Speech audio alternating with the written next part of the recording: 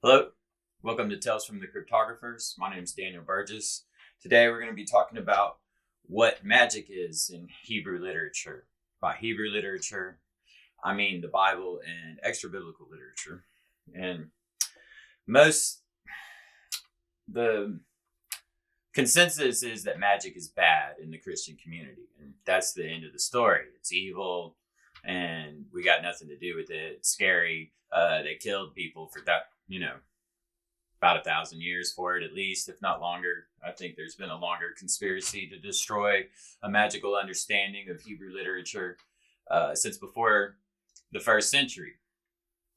I believe it has something to do with why there were no records of the ancient Hebrew manuscripts until they found the Dead Sea Scrolls. A lot of people don't know, but the oldest Old Testament we had until they found the Dead Sea Scrolls was in Greek.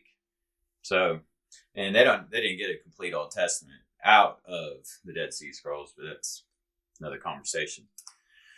But magic is the foundation of the Bible. The creation narrative is 100% a magical story. And it's a story about a wizard creating our world and then creating a person in his image to be a wizard, just like Papa Wizard. And to really see a full picture of this is going to take a little work, but the Bible's very specific because it's a magical book of spells, and it's very specific about the magic it's intended to teach. And I'm going to begin by trying to deal with the semantical issue. When I say magic, people think card tricks, typically the most common interpretation of the word magic. Magic is a generic word for occult arts.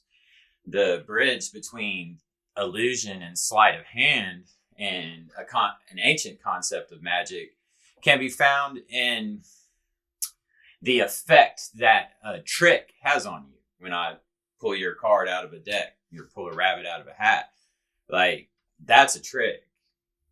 But the reaction that you have, you're like, oh, that's amazing. How do you do that? That's a spirit that the magician is putting inside of you to captivate your mind. And thus the bridge between tricks and what magic really is, which is spiritual transformation and a transformation of soul substance or an energy form.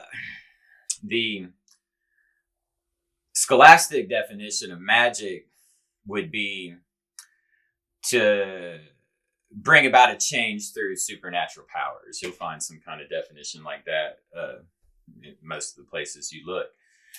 But that falls short of a biblical conception of magic. A biblical conception of magic would be divination, communication with spirits. And you can't cast a spell without petitioning a spirit to do something supernatural for you. So all magic's divination. And we're going to see that.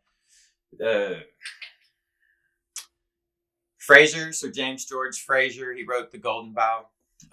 He classified magic into two categories: imitative magic and contagious magic. Both of these forms of magic can be seen in a voodoo doll. Take a voodoo doll. Imitative magic would be, I made the doll look like you, and what I do to the doll is going to happen to you. That's the essence of imitative magic. And contagious magic would be like taking some fingernails clippings or some hair clippings and putting it in the doll. Contagious magic is things that were once in contact still have an effect on each other. So I'm taking something that was a part of your body, and what I do to it's going to happen to you. So both aspects, imitative and contagious magic, can be seen in a voodoo doll. But the essence of magic there would be in the soul substance that they're putting into the doll. They're putting your soul substance into the doll, and then they're transforming an effect on your soul. So, and most likely practitioners of like voodoo, voodoo doll are, consulting spirits to do such a thing. Which brings me to my next point, is the reality of what I'm trying to say about magic. It isn't really relevant. Like, the goal here today is to see what the people that wrote the Bible believed about magic. As far as like the power of magic goes, I don't want to say it is or it isn't powerful. The ancient world definitely believed it was powerful. Big part of the ancient world knew a lot of people were full of crap and were trying to manipulate people. And that kind of comes out in the evaluating the history of this whole thing. So,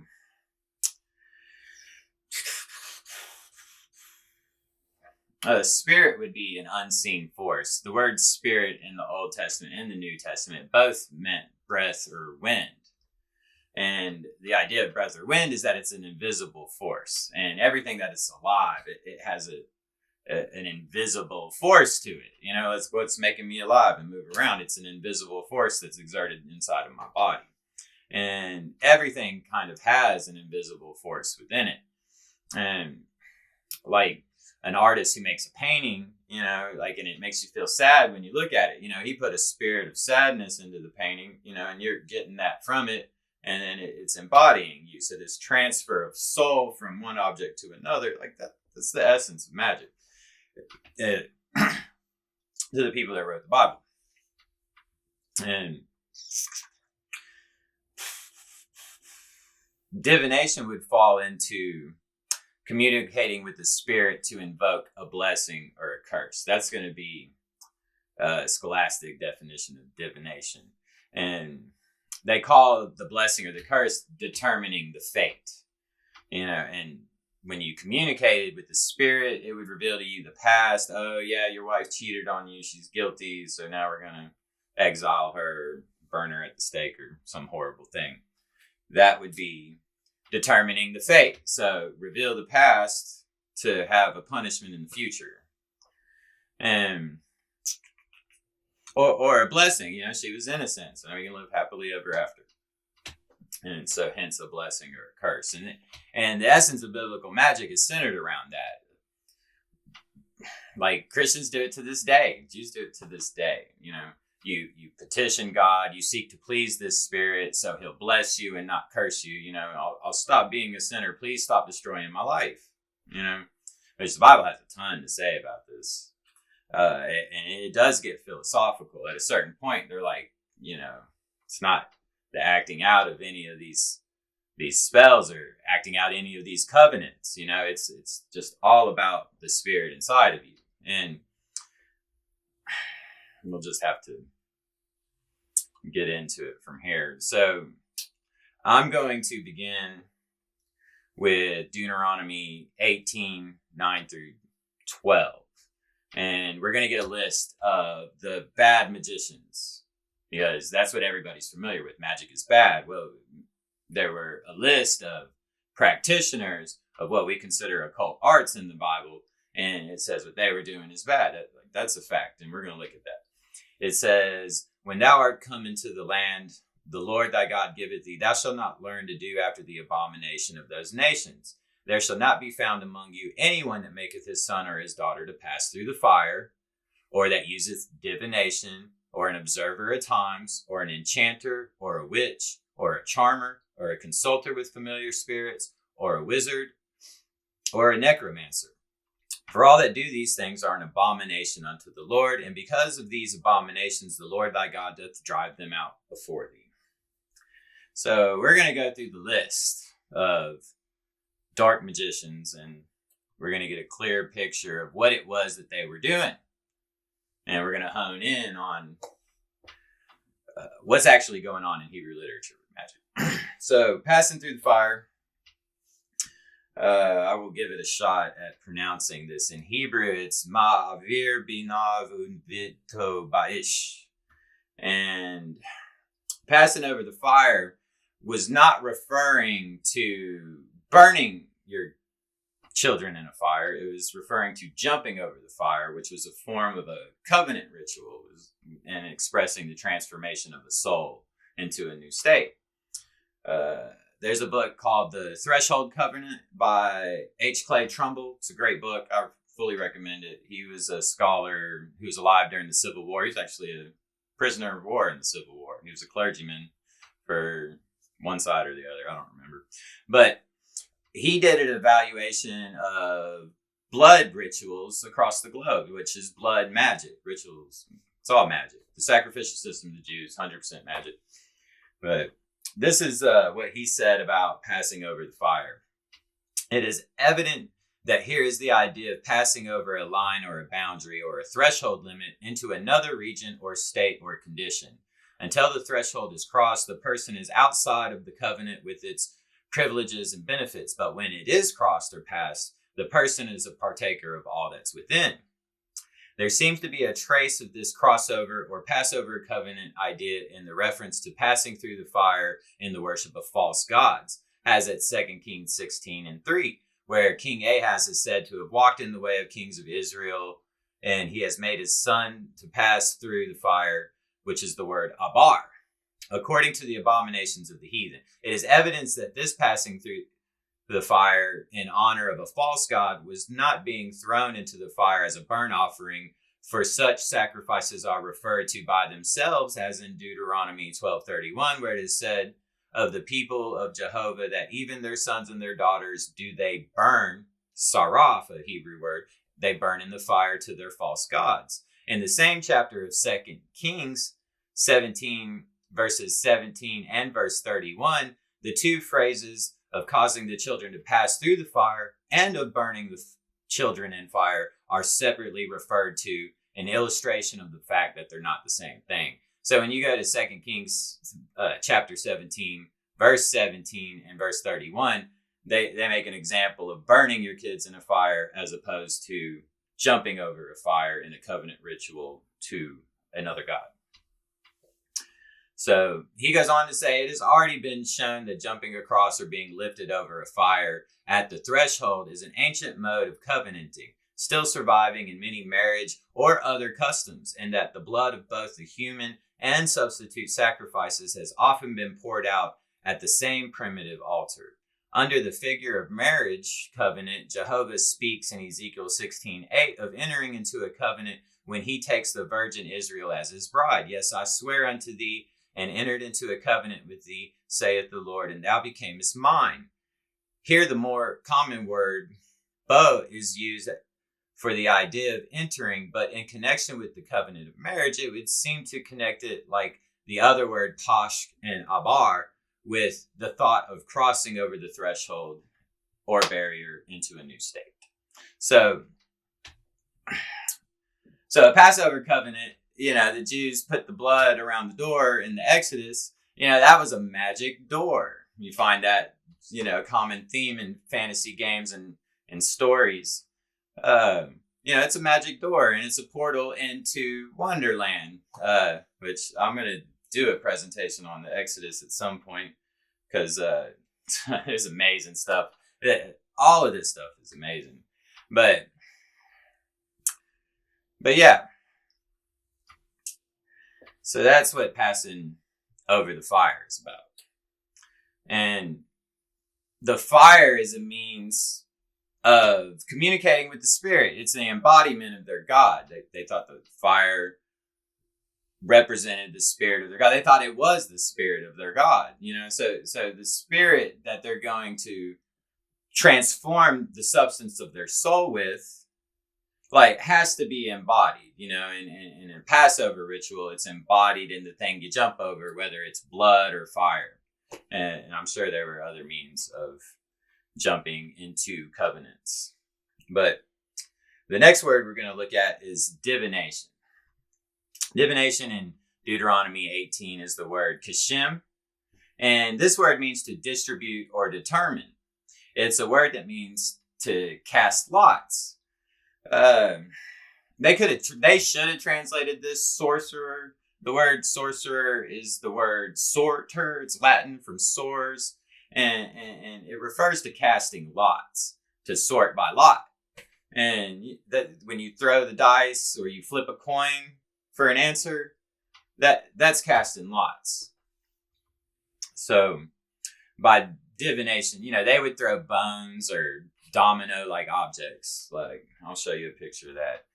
But so in this instance, the object that you used to cast lots would be the body that you're channeling the spirit of your God to communicate with you. You know, like, am I gonna do my presentation today, or am I gonna go pay my bills? You know, flip the coin. You know, God says, go pay your bills first. Okay, cool. Yeah, that didn't happen to me.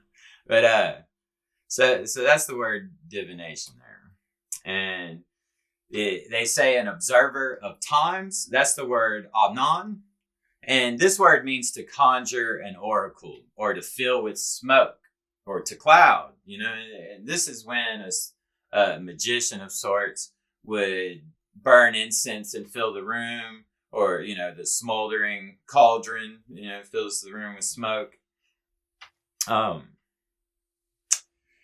It's an interesting word, but the idea is, you know, that they're communicating with God through a cloud. So, and I've got so much to say about all this, but I'm trying to just plow through this information as fast as I can. You have the word enchanter. Enchanter is the word nahash. This is the root word of the word serpent in the garden. And it's the same word, really. It's the exact same spelling. You know, like, Jacinius Lexicon cites interpreting that Nakash is a wizard may refer to, like, the practice of snake handling and using snakes for divination. And using an animal for divination will fall under familiar spirits, you know, where they're using an animal to embody a spirit of a dead ancestor or of a god, you know, to get it to invoke a blessing or a curse. There's a lot to say about that. A lot to say about snake and snake worship. The snake in the garden had three identities. He was like an animal, like a man, and like a god. He was the most clever of beasts. He spoke words like a man. He had secret knowledge like a god, yet he was in the body of a snake. So you got three faces to the serpent. And man, the word witch is the word kasaf. Kasaf is also translated sorcerer in the Old Testament. The English word witch is a word with Old English, Middle Dutch, and Proto-Germanic roots. Its meaning is associated with conjuring spirits, practicing divination, dancing, hopping, and it's the first thing we mentioned. And most interestingly, to divide. Of all these practices were a means of communicating with spirits to determine the fates and could be done on their own behalf or on behalf of others. When we look closer at Genesis, we'll see that the very first spell began with a division. So if you're going to transform the soul substance of one thing into another, you're going to have to cut something. Hence the jumping over the fire. The cut is the thing that you're jumping over. And an all blood ritual requires a cut because you're going to have to release the soul substance. They considered the blood a ghost. They considered it your ghost. Everything we think about a ghost in a horror film, and if it touches you, you're possessed by it. That's what they believed about blood. It was a common belief across the whole world. And you can't release blood without a cut. So you can't do magic. You can't do blood magic without a cut. And the word sorcerer in Deuteronomy 18, excuse me. I don't think they translate the word witch as the word sorcerer. You have to excuse me. The word sorcerer isn't actually used in Deuteronomy 18, but, and I guess I kind of covered that already. But Qasim rather than Kasaf would have been better translated as sorcerer. Qasim is the word I mentioned previously. Kasaf is the word that they translated as witch here. And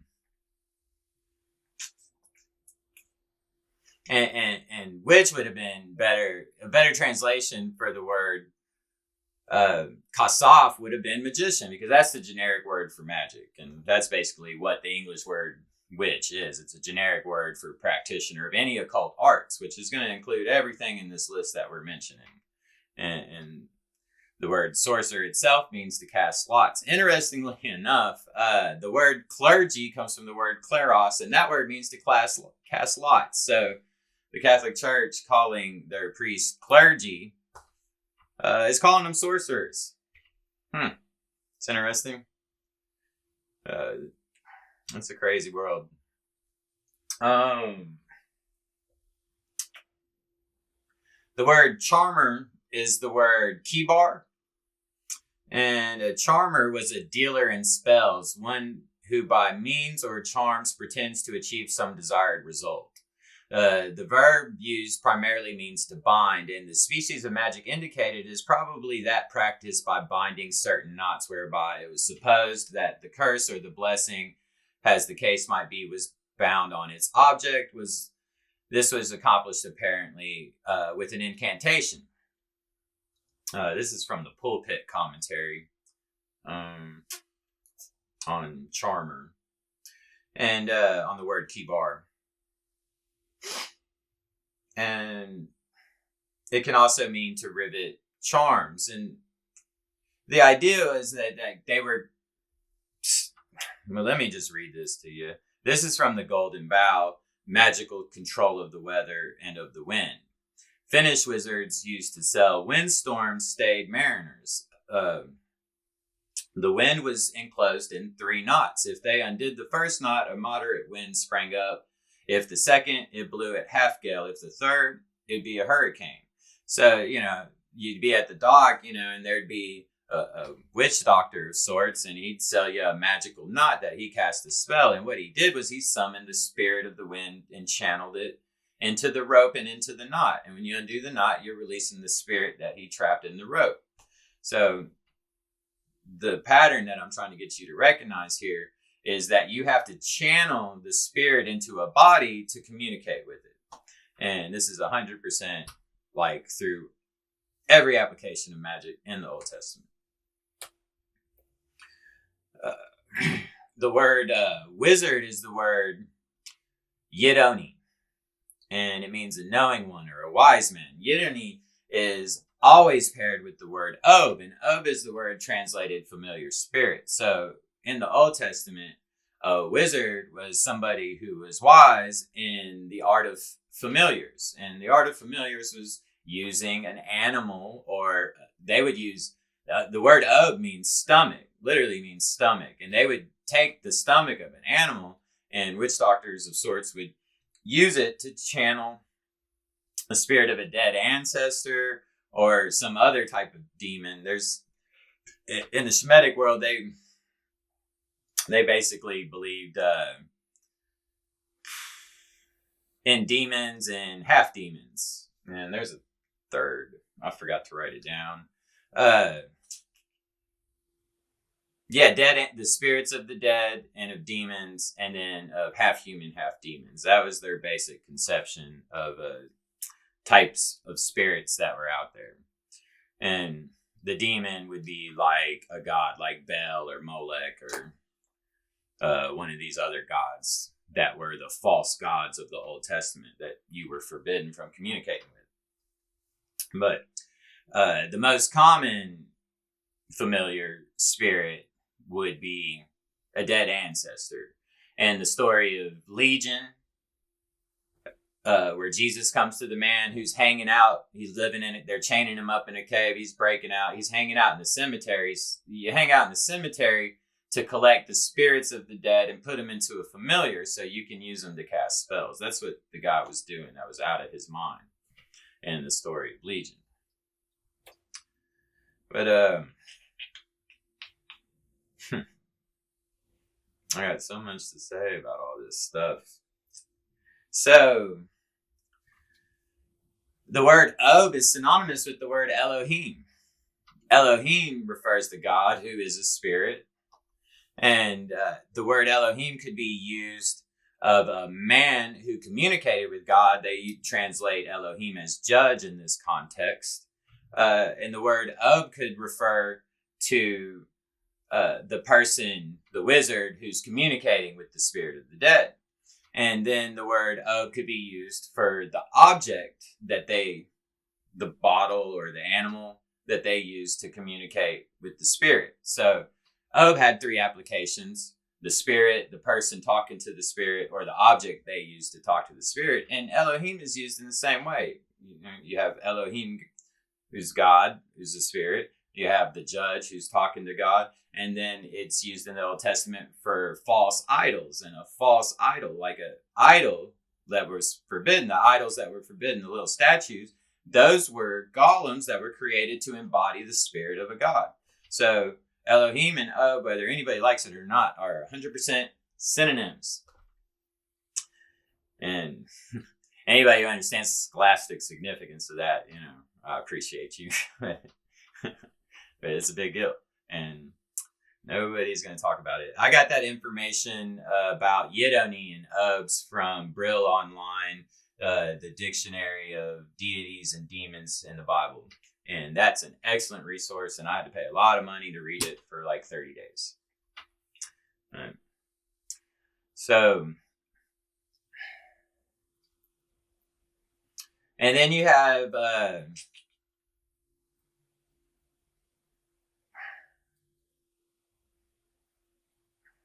hold on 1 second.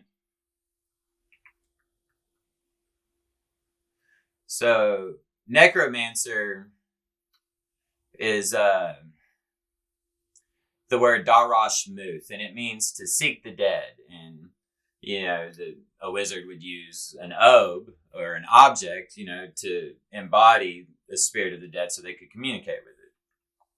So the word necromancer is actually not very common in the Old Testament at all. I think it only recurs 2 or 4 times, something like that. If that, it's very little. But the concept of communicating with the dead is obviously a little more prominent. But so 2 more aspects of magic that are left out of here would be an astrologer. In Isaiah 47:13, you find the phrase Habar Shamayim, which means to divide, measure, or interpret the heavens. And you also find the phrase Chose Kobab, meaning to see visions in the heaven. And in this instance, the stars are the object that you are using to communicate with the spirit. So the idea, you have to have a body, you have to have a form, you have to have a medium to channel the spirit into, to communicate with it, to invoke a blessing or a curse. What's going to happen to me? Am I going to defeat the dragon, or is it going to eat me alive? It's like, oh, it's going to eat you alive. Oh, I'm not going to go. But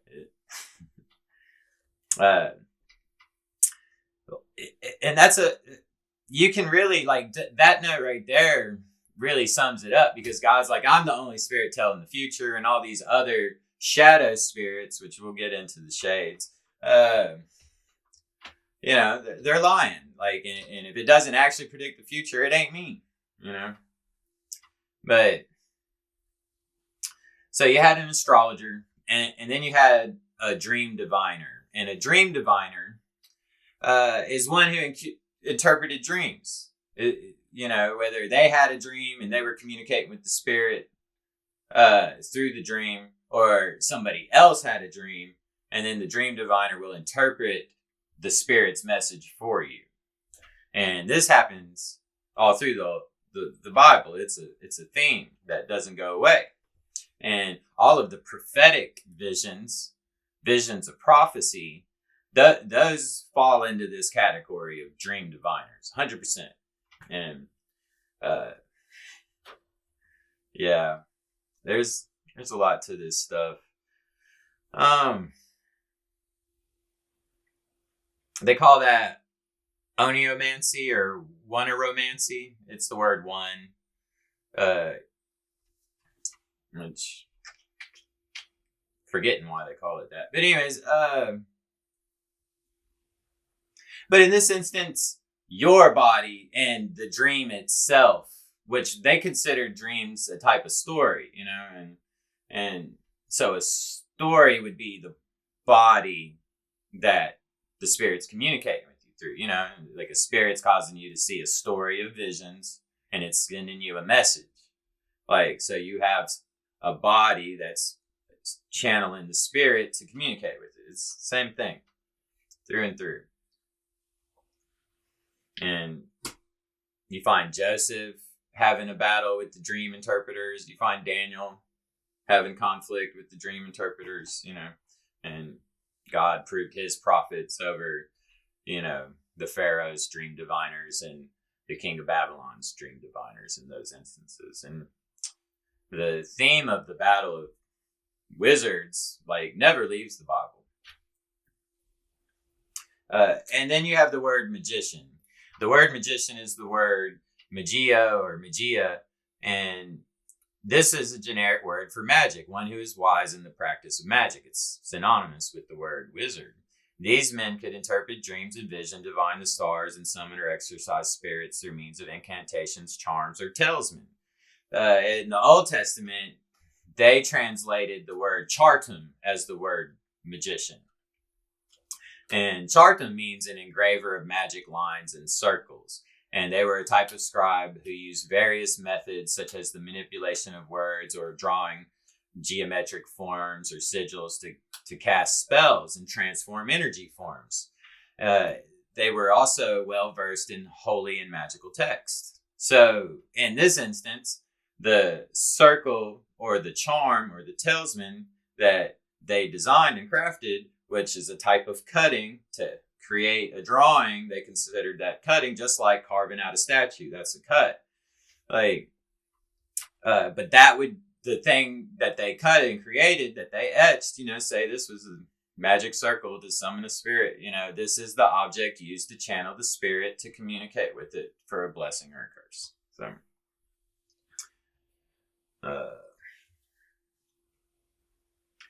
three forms of the word magic occur in the New Testament: magos, magia, and magia. The King James translators never translated these words as magician or magic, except arguably there's one time, which I'll mention.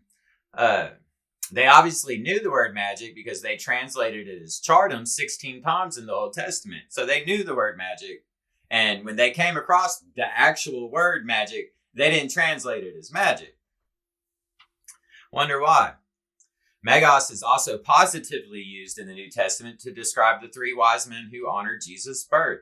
Why did they not call them magicians? Why did they not call them wizards? Why did they use the word wise man instead of wizard? It has the exact same meaning. They obviously knew the word wizard. The answer is obvious. They didn't want Christians to have any positive affinity with the concept of magic in Hebrew literature because they were trying to bury it and destroy it, because you can't understand the Bible unless you understand magic. Just period. I'm going to tell you that. I'm telling you where to look. You can go look, and the more you look, the more you'll find, and it just gets crazier and crazier. This stuff is mind blowing. But twice in the book of Jeremiah did they transliterate the word Rob Mog, who is a person, and it meant, that word directly means chief magician. They were the chief magician of Babylon. And that's the only honest translation of the word magic in all of the Bible. It wasn't very honest, however. They transliterated it as a name to obscure the fact that it referred to a chief magician. They just mentioned it in a list of names and just rolled on by it.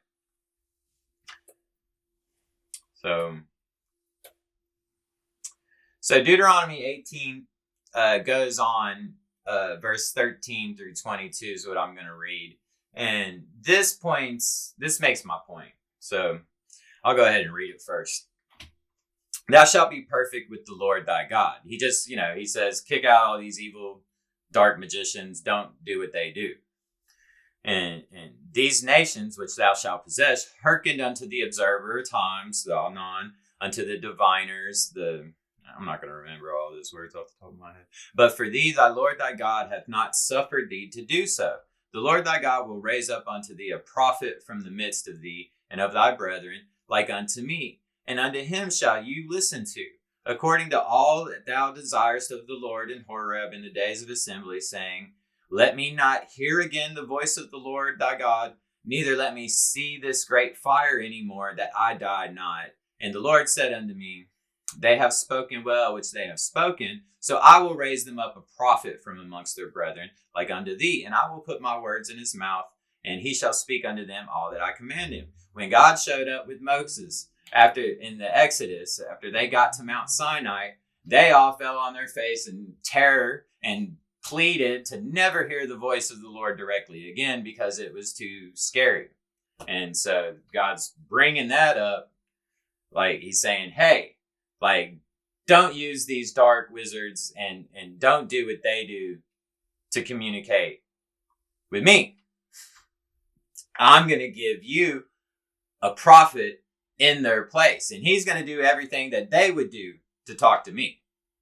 So God's saying, all the wizards of the land, don't use them to communicate with me. Use the people that I established to communicate with me. God. So if magic is communicating with the spirit, then God's saying the prophet will be the magician for you.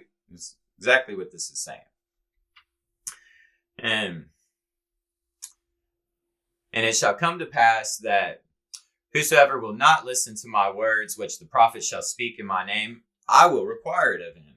And the prophet which shall presume to speak a word in my name, which I have not commanded him to speak, or that shall speak in the name of the other gods, even that prophet shall die. And if thou shalt say in thy heart, how shall we know the word of the Lord, which the Lord hath not spoken? When a prophet speaketh the name of the Lord, if the thing follow not, or cometh not to pass, that is the thing which the Lord hath not spoken. And the prophet hath spoken it presumptuously, thou shalt not be afraid of him. And you should put him to death, is basically what it says. But so God's offering a replacement. And that's a theme in the Bible too. But the replacement, God raised up the judge, which is also the word Elohiym, which is the person who talks to God on your behalf, which is exactly what God just described. And the prophet is the word, it's a word that means to speak the words of another. And the priest was the medium to exercise blood ritual to keep you connected to the Spirit of God. You go out in the world and you get defiled and you'd be alienated from the oneness of the Israelite nation. Like they were all one with the Spirit of God. They were all one family, and their rituals acted out sitting at the table with God and eating dinner with him. And that's everyone, when they sat at their tables in their homes and ate dinner, God was present with them, and they were all one with each other eating dinner, the whole nation together eating dinner. And so the priest was the person who oversaw that relationship and was the steward of that relationship. And then the king also spoke to God for the people. So, and all the judge, the prophet, the priest, and king communicated with Yahweh, who is a spirit. And so John 4:24, Jesus said, God is a spirit, and they that worship him must worship him in spirit and truth.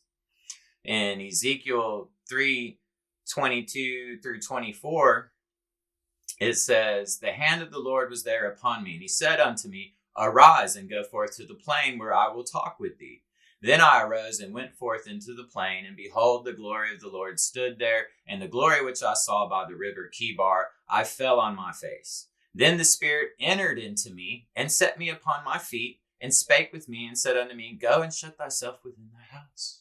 So the prophet is sitting there communicating with God, who's the Spirit. That's divination. That's the practice of magic.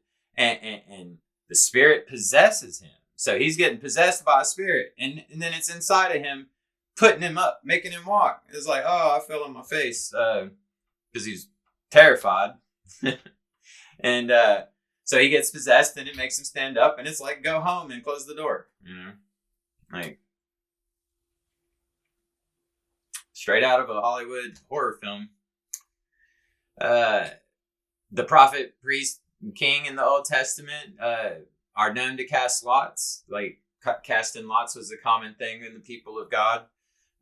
You found it in the Day of Atonement ritual, which you can find in Leviticus 16. And you shall take 2 goats and present them before the Lord at the door of the tabernacle with the congregation. And Aaron shall cast lots upon the 2 goats, one lot for the Lord and the other for the scapegoat.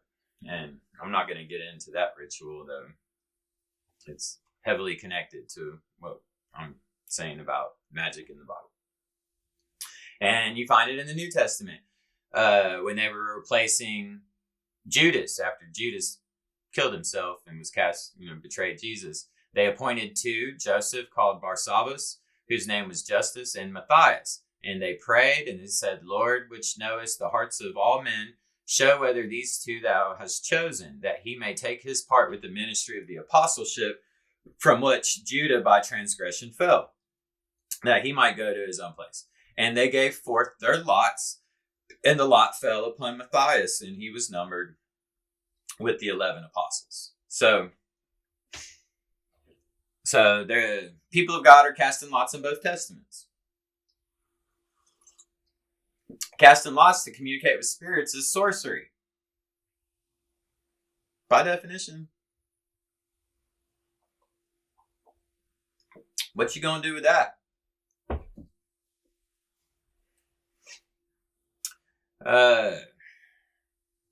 Altars and blood magic and familiars. So we already talked about the Passover covenant, jumping over the blood. It's the same thing that they were doing in practice to false gods, jumping over the fire. And they jumped over bloody thresholds in the pagan world, in the Phoenician and Shemitic pagan world, just as much as they're doing in the Bible. But they had familiars. So the animals of sacrifice were familiars. Those were animals that God made a covenant with Abraham to be possessed with his spirit to reunite the Jews through blood ritual sacrifice with his spirit. So I come into contact with a dead body. A dead body represents the destroyer, where there's no room for life inside of a body anymore. That's the sea of chaos from Genesis 1, verse 1 and 2. And so when you touch that, you're touching the thing that's void of be light. Like God has to say, be light. And you have to be possessed with it for him to create his kingdom inside of you, to create Eden, create paradise, to create a place to where he can communicate with you, hence being alive. And, so when you come into contact with that lifeless thing, they believed that was infectious. They believed that was the destroyer, and it was an infectious spirit, and that they were possessed with a demon, a demigod, the destroyer, which I'll get into what that is in a minute.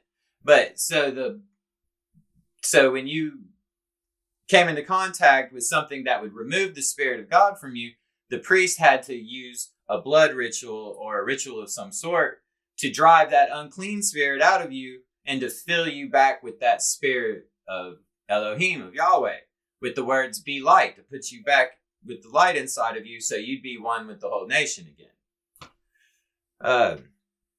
That happened in Genesis chapter 15. I thought I had it written down here, but I guess I don't. But in Genesis chapter 15, God's telling Abraham that he's going to have a nation. So God's like, here's what I'm going to do. You're going to get a I don't want to say this wrong. I don't have it written down. But he had to get a bull, which it was a female cow, I believe, and a female goat and a male ram, and then two birds. And one of the birds was male and one of the birds was female. And God's like, you're going to cut the cow and the goat and the ram in half. But the birds, you're not going to cut in half, and they're going to represent both sides that these pieces of the animal represent. And then God's going to do a threshold covenant, which is a type of Passover covenant. But so Abraham cuts them in half, and then it's like, man, like nothing's happening. Like the vultures come to devour the carcasses that he cut in half, which that's the picture of the destroyer coming to destroy the covenant before it comes to fruition, which this is symbolic of the slavery in Egypt. And Abraham shoos away the birds, and then the day turns to night. That's the beginning of a new day. And that's the passing through the cosmic mirror of day and night, which I'll explain that a little more in a minute. But, and he falls into a deep, dark sleep, a terrifying sleep. So it's like he dies. And And then God shows up, be light. And he shows up in the darkness as a flaming lantern and passes through the parts. And this is where God initiates these animals for the sacrificial blood ritual system of the Jews. And what he's doing is he's putting his spirit into these animals. So they're familiars. So the Old Testament has familiars. And a familiar isn't any different than any other object to channel a spirit into, to communicate with it. So you're supposed to get the Holy Spirit from reading the Bible, which Jesus said that if you keep my words, then the Holy Spirit will come to you. Are you going to keep his words? Because they wrote it down in a book for you, and you got to read them. So the Bible is essentially the same thing as a familiar, to store a spirit, to cast a spell with, to invoke a blessing or a curse, to drive out sin, to get the curse away from you, and to live in the kingdom of heaven with peace and love and joy. Blessing. Yeah, the whole thing's there. The dream divination, I already mentioned that. The good guys are doing that continually in the Bible. Man, the story of the nativity of Jesus is full of God communicating with people through dreams. God's given Mary and Joseph dreams. He's given the 3 wise men dreams. He's given people in the temple dreams. And all of these great events unfold through communicating with God through dreams. That's magic. That's sorcery. 100%. By definition. And as far as signs in the stars, let's see. I should have this. Where'd it go?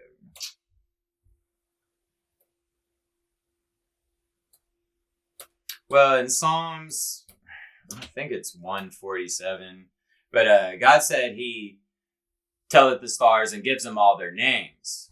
So that means he gives them their power, and he has authority with it. I'm not going to do this justice. The first prophecy in the Bible is arguably to Eve when God's dealing out the curse for disobeying him. God made a promise for a blessing. Don't eat of the tree and you'll be one with me in paradise. Eat of the tree and you're going to die. So that's the first spell with a blessing and a curse. That's pertaining to humans anyways. And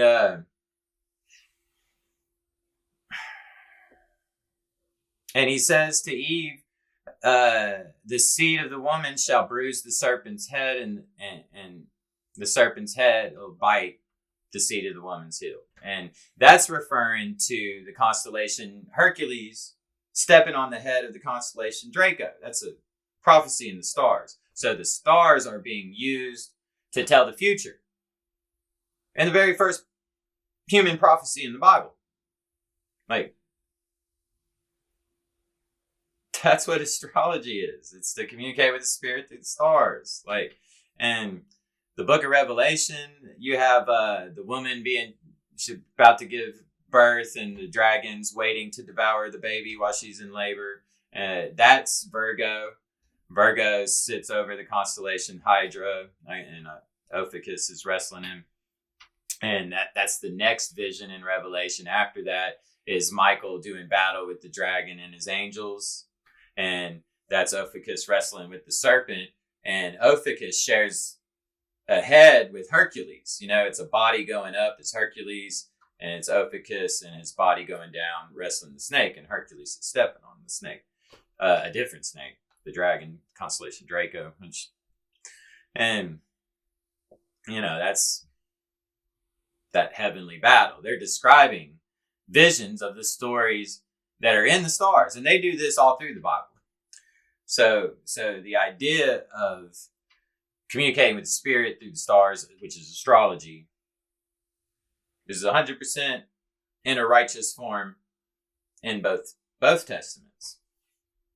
And all of this was about invoking blessing and curses and telling the future. Man, there's a lot of cool stuff to say with that. But as far as the authors of scripture, or the stewards of the Bible, I'll show you a couple of pictures. On the left here, you have what's called, I think it's like Psalm 73, but it's a Psalm of David. And they said that David bore the menorah on his shield, and scholars believe that this talisman was what was on his shield, which is, I'm pretty sure it's Psalm 73. Sorry, I didn't write it down. But so they made the shape of a menorah out of Psalm 73. And you can see 2 stars of David there. I believe the menorah was 3-dimensional because the title of the shield of David, which is tradition holds that had the menorah on it, is Magon David. Magon David means shield of David. So the Star of David's called the Shield of David, but they said the menorah was on his shield. Hence, the menorah most likely wasn't flat. It was 3-dimensional. And the arms probably came out in even lengths, making 6 points around one center, which makes a Star of David, which is the Shield of David. And the picture on the right here is from the oldest complete Old Testament that we have surviving today. And I'm spacing out on the name of that. The Leningrad Codex. And it had 16 carpet pages like this one here with geometric forms that were created out of lines of scripture. And this is a beautiful magical art form. And these are talismen. These are Hebrew Jewish talismen. And a lot of Jews understand what these are. Most Christians won't have a clue. And you see it's in the Star of David, in the shape of the Star of David. So these are an example of chartum. The Hebrew word translated chartum to engrave magic lines and circles, So the people of God have been doing this in a righteous way. And I don't believe there's anything wrong with this. And I believe that the words written on the scrolls themselves in the Torah and in all of the biblical literature and extra biblical literature, they're making magic circles out of the text. I'll just show you this picture. The book of Genesis, the book of beginnings, it's written in 4 large chiasmus, which is a circle story. And the circle story divides the story in half and then mirrors it back to the beginning. They also call it parallelism. And I believe 100% that these were a form of a magic circle, and the mirror imitated day and night. And that's the first spell of God, which I'll go ahead and explain that real quick.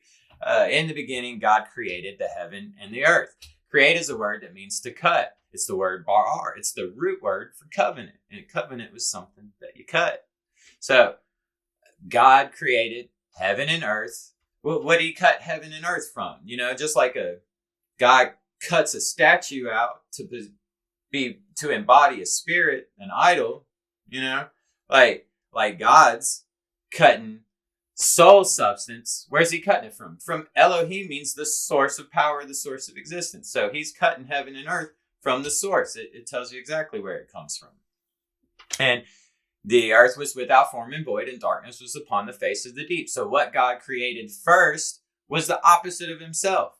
Tohu bohu means desolate and uninhabitable and desolate. It can't sustain life. It's the destroyer of life. It's chaos, so life dissipates. There's so much to this stuff. God's the unchanging God, eternal light. And you can't change. That's rigidity. And God's like, well, I'm God and I can change if I want to. So what God is doing is revealing his image in the first 3 verses of Genesis. And what God does in those first 3 verses is the thing he doesn't change from. God will always do what he does in those first 3 verses. I'm giving you the answer. I'm giving you the key to the whole genre of Hebrew literature here. And so the thing that God doesn't change from is that he's always changing. God's soul substance is transformable. And it describes him looking into the thing he created, onto the surface of the deep. And when you look at the surface of the water, you see your reflection. But what God saw was the opposite of himself. It was darkness and destruction. And we know from passages, which we'll look at a passage in Job, that says that the destroyer, the Leviathan, was present before the 6 days of creation. So when God created the heaven and the earth in Genesis verse 1 and 2, the destroyer was there. So when God's looking at his reflection, what does he see but his evil doppelganger, the opposite of himself, the worst he could be. So the soul substance of God can transform from a higher to lower state. So if God is life, then that's consciousness, because if you're not conscious, are you alive? And so the darkness, the destroyer of life, is unconsciousness. And when you drive unconsciousness out from yourself, this is the grand dissociation. And dissociation is a heck of a form of dark magic. And basically, people will traumatize a person into having another identity that they can control. This is the most common form of mind control and dark magic that's extremely prevalent in the world today. And you find it in the first couple verses of Genesis. And when do you drive unconsciousness out from yourself? Every morning when you wake up? Yeah. So it's describing an awakening. And when you're born, you don't have any conscious memory of before you were born, So being born is the whole process of becoming alive and becoming aware is driving unconsciousness out from yourself. So you can start to see where all of this is headed. I hope. But Genesis is written in 4 circle stories, and these are a type of magic circle to cause the story to behave like heaven.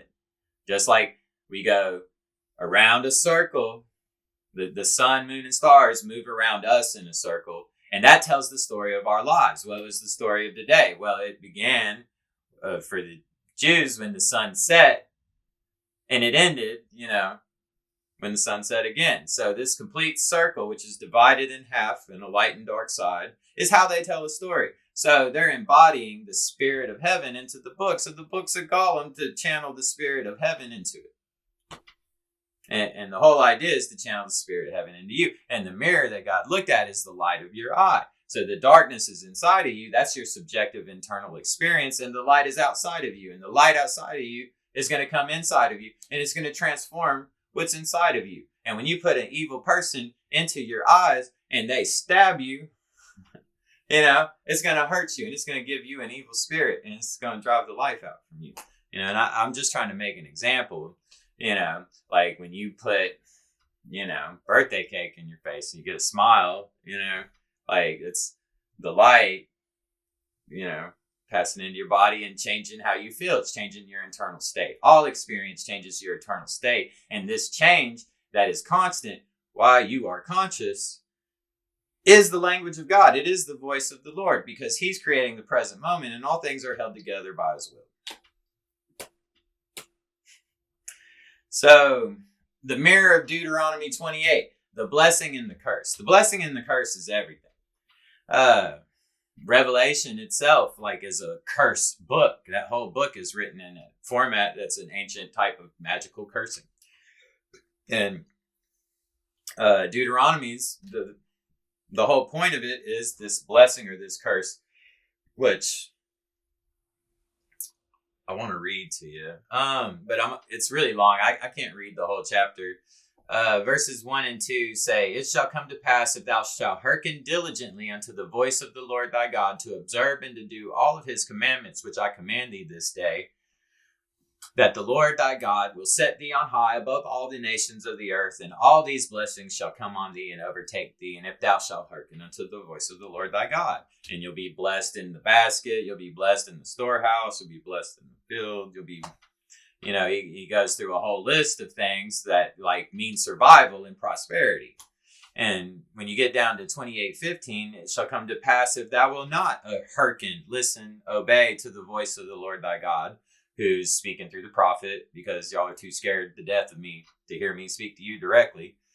"And observe and do all the commandments and statutes which I command thee this day, all these curses shall come upon thee and overtake thee." And the curses are the exact mirror of the blessing, except it's the opposite. Instead of being blessed and prosperous in your produce, your storehouses, you'll be cursed.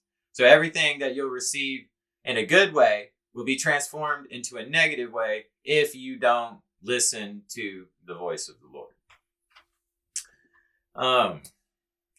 That's a really cool chapter to see this concept of mirroring. The mirror that's in the first 3 verses of Genesis is transformed into every story afterwards. And I plan on doing a presentation at some point to really focus on this, because boy, does it get interesting. This is one of the most fascinating things. It's the whole Bible. It's the whole thing is this concept of a light and dark reflection of God's Spirit. And the negative occult practitioners of magic in the list of Deuteronomy 18, what they were doing was communicating with the shades, with shadows, with dark spirits, the spirits of the dead. And basically, like, they looked at the spirit world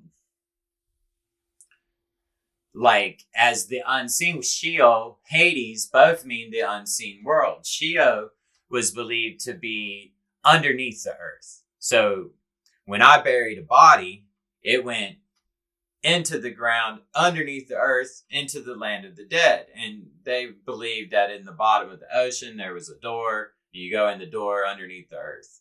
And that was the land of the dead. And spirits are dark shadows there.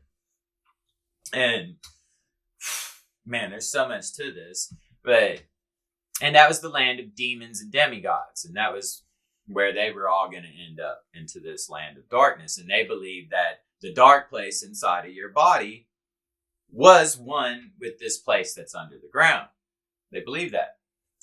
And man, there's so much to say about this. I'm flying through this stuff, but hour deep, but it's a lot of information. But we're going to look at Job 26, and it describes this mirror in the land of the dead and how God creates dark spirits, because God made everything, the good, the bad, the ugly. It's all a transformation of God's soul, and it doesn't exist unless he wants it to exist. But verses 1 through 4 of Job 26 emphatically describe God giving the spirits to all beings. And that's what I was describing to you about the creation narrative. You know, how God transformed his spirit through the mirror and said, be light, and then created people, you know, and then they're channeling this light and dark face of God, just like God transformed his soul into a light and dark face. But the whole creation narrative, God's putting his spirit into everything in our world to create it. And he created the Leviathan and the serpent in the garden. But I'm going to actually read it to you. I love this passage. How? Job answered and said, how hast thou helped him that is without power? How savest thou the arm that hath no strength? He's talking to his friends. He's making an argument, you know. And how hast thou counseled him that hath no wisdom? And how hast thou plentifully declared the thing as it is? To whom hast thou uttered words? And whose spirit came from thee? So what he's saying there is that a person that doesn't have strength, how did you make them strong? You didn't. God's the giver of spirits. God's the one that put the spirit in the man, not you. Like, you can tell a person wisdom all day long. That's not going to make them wise. God has to let that spirit embody wisdom. He has to transform that spirit by wisdom. God's the only one who can open and close this door. That's what Job is saying. And whom hast thou uttered words, cast spells on to create their spirit? How many Golubs have you brought to life from the mud?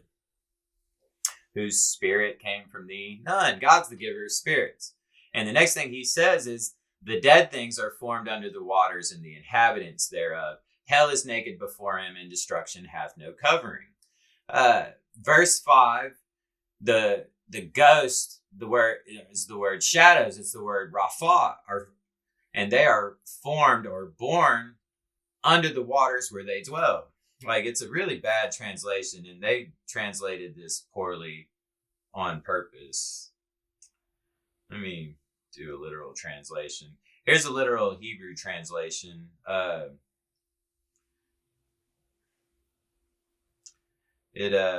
ghost to cry and have labor pain are born from under the water where they dwell. And there's a connection to the word shade. But the next verse says, the underworld is uncovered before him, and destruction hath no covering. The word destruction is the word Abaddon. And that's mentioned in Revelation as the destroyer. It's a destroying spirit. It's one of the dark faces of God. You got the Leviathan, you got the Behemoth, you got Abaddon or Apollyon, you got Satan, the serpent, the old dragon, and the devil. Like, those are all titles of the destroyer, and that is that dark doppelganger, opposite image of God, the worst he could be, the scariest he could be, the most power and merciless he could be. And God's driving that out of himself, which is the whole point of all of this. Which, and just bear with me a second. I'm wrapping this up.